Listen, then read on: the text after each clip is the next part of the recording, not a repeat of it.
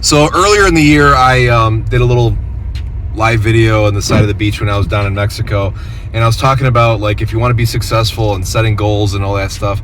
And I mentioned in my video about my friend Ryan, and Ryan was born with no arms and no legs. A lot of people will find an excuse not to succeed, and that becomes their crutch. So I'm pulling up to my buddy Ryan's house right now, and we're gonna go inside and meet Ryan, and wait till you see the things this guy's accomplished. And again, this is somebody who was born with no arms and no legs. This person has a job that pays six figures. He's got a wife. He's been married for 10 years, been with her for 20 years. They have a kid. They travel the world. They do a bunch of amazing things. And I believe that his wife doesn't even work outside of the house because she takes care of the house. And so everything is from Ryan's income, and that income was created by his ability to set goals, overcome adversity, not make excuses, but find reasons to succeed instead of excuses to fail. And that's something huge. So as we go into the year 2020, and it's a new decade, it's a whole new start, when people are setting their goals, I want them to really think about this stuff and ask yourself, is the life I'm living, is it from, am I living it as good as I should be living? Am I really maximizing my potential? So check this out. I'm just going to pull up to Ryan's house, and you get the chance to meet him yourself. So I'm excited to introduce you to my friend Ryan P. So we are pulling up to my friend Ryan's house, and wow, I've known him for several years, 15 years or so. I've never been to his house before. Oh wow. Now this is my buddy. He's got no arms and no legs, yet he can drive. He drives that car right there. Cool. So this is my buddy Ryan, and Ryan, as I was mentioning before in an older video, Ryan was born with no arms and no legs. And when we talk about setting goals and achieving things, I talk a lot about overcoming adversity and being against the odds and not making excuses. And this is one of my biggest inspirations here is my friend Ryan P, because as you can see, he was born literally with no arms and no legs. And that was your son? That's my son. My daughter's in the other room. My wife's in the other room. Wow, man. So, I mean, you're living the dream here, man. You got the whole life thing going on. And yeah, man, I worked my butt off. And you're the breadwinner here. Your wife works inside the house, doesn't, she takes care of she takes care of everything here. It's a full-time job alone, so. So this beautiful upscale home was paid for from your income? Working, yeah. Wow, that's incredible. Because, a lot of people I could imagine in your situation would probably, making, excuses saying, I was born with this disability. I'm not able to, to do the things that most other people can do. And to some degree there's truth, but, on the other end of it is, you get one life. I mean, you're going to make it or you're not. And it's going to really be determined by your determination. Well, honestly, Joe, there's people that are like in much better condition than me and still give up. So yeah, those are the people that I'm worried about, and I would love to help, and I want to help, and I continue to help actually.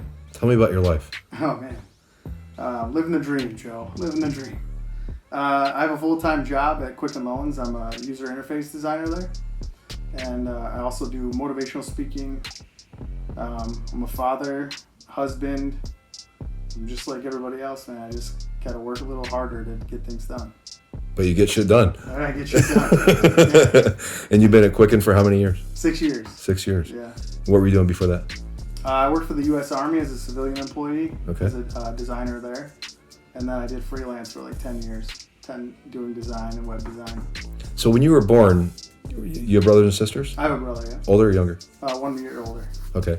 So when you were born and your parents, found out that you were going to be born without any arms or legs, just tell me your little history about your family. So they didn't find out until after I was born, because back then, I'm 40 years old. I know I look 30. You look 20. I'm 44, literally. He looks half my age, man. And so I'm 30. No, I'm joking. I'm 40 years old. So back then there was like, they had ultrasound machines, but there were nothing that could see what was going on. And when I was born, they actually took me away from my mom. And my mom's like, "Where'd you take my son?" And she said, "There's been a problem. Unfortunately, you might not want to take him home." But she's like, "What do you mean I might not want to take him home? Bring my son." She said, "Well, he was born without arms and legs, and you should know that it's okay if you don't want to take him home." And she's like, "Let me see my son." And finally, they brought me to them, my parents, and obviously they fell in love with me right away, right? Right. And How could they not? Look at that smile, right? I mean, growing up, I had an amazing childhood. My parents pushed me, but also, knew that there was going to be some difficult times, but they knew that I could do anything. Like, my dad said literally, like, the week I was born, he like knew I was going to be able to do anything that I wanted to do. And a lot of parents say that, right? But sure. Like, I just feel like when he said it, he really felt that, and yeah. So did you get your driver's license when you were 16, or? I did not get my driver's license when I was 16. I looked into driving when I was 16, like all my friends were, and they were like, "Well, you need a van to do driver's training," and I'm like, "Well, where can I find a van to use for driver's training?" And they're like, "Unfortunately, it's $80,000." And I'm like, "Well, how am I gonna get $80,000? Right. And people don't even know if I can drive."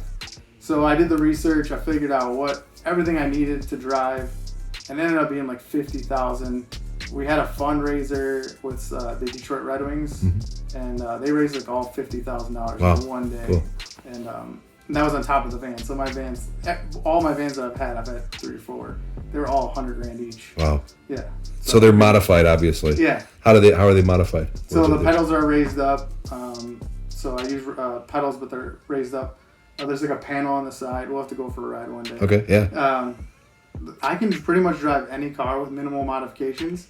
It's getting the wheelchair in it, like for me to get around. Right. And now they actually made a wheelchair. It's like $4,000, and it folds up. It would fit in almost any trunk. So the wheelchair fits on the seat. The wheelchair goes in any trunk, or you could throw it in the back seat or whatever. So do you sit on a regular seat then? Yeah, I sit in a regular and seat. sit in a regular seat belt.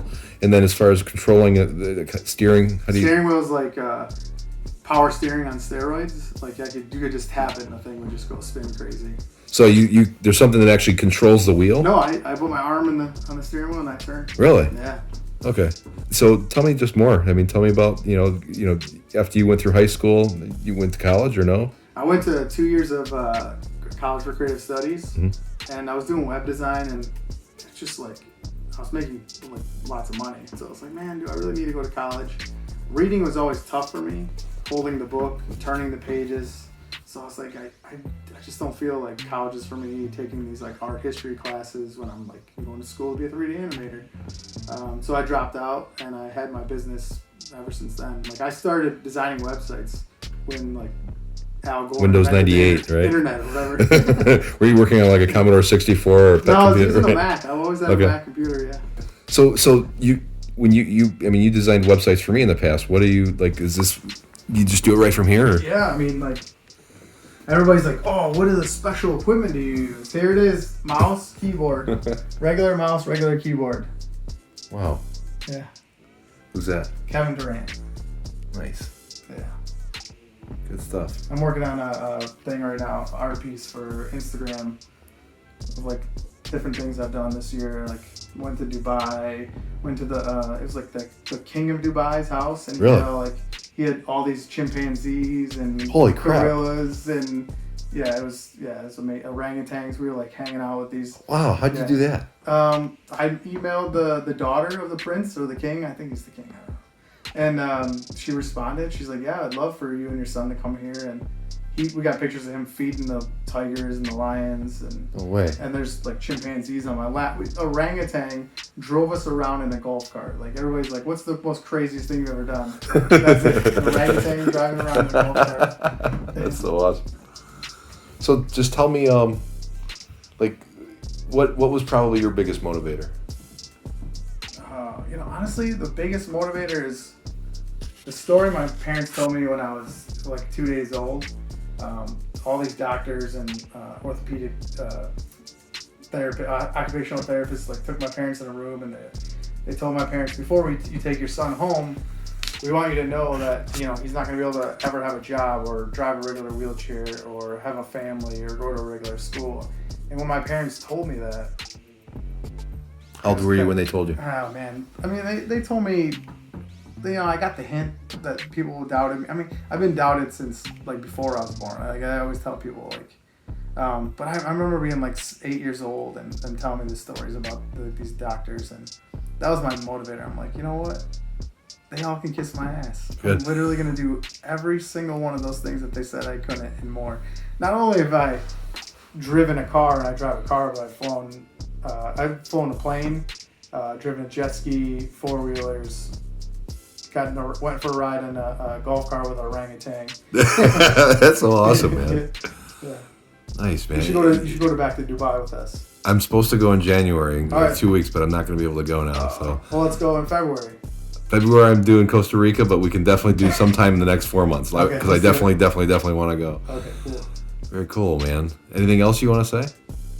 Just, man, I mean, whatever you have, be grateful for it. I was asked the other day, if God came down and offered you to have arms and legs, would you take it?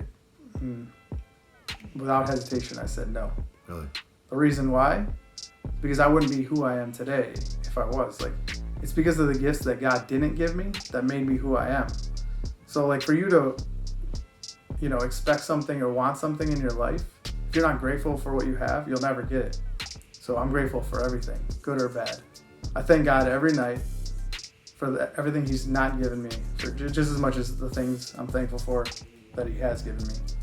Gratitude's a huge thing. I'm learning that in my life as well. There's, when I'm in a really bad mood or something, crap's just really going. I'm in a 12-step program. I have a sponsor. My sponsor says start with a gratitude list, and that I've learned to be something that helps in everything with life, not just like business or just your mood. I mean, in relationships. Me and my girlfriend could be having a really, all this. I could be complaining about this or that, and he says start with a gratitude list. Write down all the reasons you love her. And when I start doing that, it's like a reset button. It just kind of like puts things into a different perspective.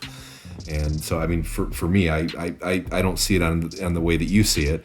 But yeah, I think that's something huge. And I think a lot of times we focus on the things that we don't have, or we focus on our inefficiencies, or that we have this comparative lifestyle where we compare ourselves to other people we see on social media, or we say, oh, I'm 44 years old, my life should be here, instead of, really looking at the things that we do have to be grateful for. And if we could start with gratitude, I think that really puts us, in the right spot to be able to accomplish things and be able to achieve. With your story, how do you use your story to inspire other people? Yeah, actually, so there's a group on Facebook of kids that are born like me, or with more, less legs or less arms, or more arms, and we actually reached out to some of the families, and I've been kind of mentoring them.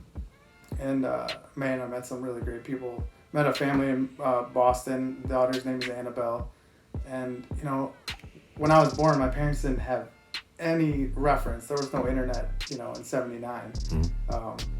So they didn't know what I could do or what I would be able to do if there's anybody else like me. I've only met a few people like me when I was younger. And so me being able to show the parents that I have a family and I have a job and I do all the amazing things I do, I feel like I have fun with the kids playing with them, but I feel like I'm there for the parents. Yeah, because I was gonna say it's got to be inspiring for the kids, but for the parents, it's got to be a real solid breath of fresh air. Because if you have people like what the doctors are telling you, well, he'll never be able to do this or he'll never be able to do this, and are you sure you even want to? I mean, that's just what an awful thing it had to be for a parent to hear that from a doctor. But to defy the odds and to overcome any type of adversity and just ignore it and prove to the world. I mean, one of my biggest motivators was when people said, you can't do this. Yeah. And I just wanted to defy everything that they were about. I remember having a job selling Kirby vacuum cleaners door to door and hearing my aunt say, you'll never make money doing that. That's a stupid job. And I hated the job. I wanted to quit. But the reason I didn't, and I stayed there for 7 years, because I didn't want her to be right. Yeah. So I love it when people say, you're not good enough, or you can't make it, or you can't do this, or you can't do that. And it's been a huge inspiring, motivator for me. And I think that by you doing what you're doing, especially with the parents, it shows, yes, it can be done. Yes, you're living proof. Yeah. You're such an inspiration to me and to all these other people. I mean, this is amazing, man. So it's as we're going into 2020, getting rid of look at there, you got it up there, 2019. 2019 is going bye-bye. Yeah, a couple hours. We're at the last day. When we talk about, setting goals for the next year, or, a lot of times people lose sight of their resolutions or they lose sight of their goals, write them down and really, know that you can do anything you really want if you actually, Yeah. Commit to it and believe in yourself. Yeah, everybody's all about New Year's resolutions, man, but like every day is a new day. It's new day resolutions. Like Right. set your new day resolution every day. You don't have to write it down. If you want to write it down, write it down. Some people do it better that way. I think about it every morning, everything I'm gonna do. Then I put it in the computer or I'll write it down. But yeah, new day resolution, New Year resolution. Good stuff, man. This is awesome, man. I'm inspired by you, and I'm sure a lot of other people are. Thank you for sharing. Oh, thank you. And do you have a website or anything that Yeah, you people... can look me look mom no hands. Check out my website or on my Instagram, look mom no hands. What up? It's Joe and Ryan. We're closing out 2019, and we're going into 2020. Clear vision, baby. Clear vision. So, pick your goals. What do you got to say? Oh man, make this year the best year ever. Lots to achieve, lots to accomplish, and no excuses. No excuses. And this is Ryan. Remember, he was born with no arms and no legs, and he's accomplished more than most people have that have everything given to them. And you did this all on your own. So. Yeah. So if we can do it, you can do it, man. Especially, just set your mind to it, man. Absolutely. Yeah. No excuses. No excuses. Yeah. Get it. Be grateful for everything you have and everything you don't. Yeah. It'll come to you, I promise. Shit, man. Get it Happy done, New man. Year. Happy New Year. Happy New Decade. Yes. New decade. Crazy, huh? Oh, shit, man. Time's going by, man. All right, man. Be wise.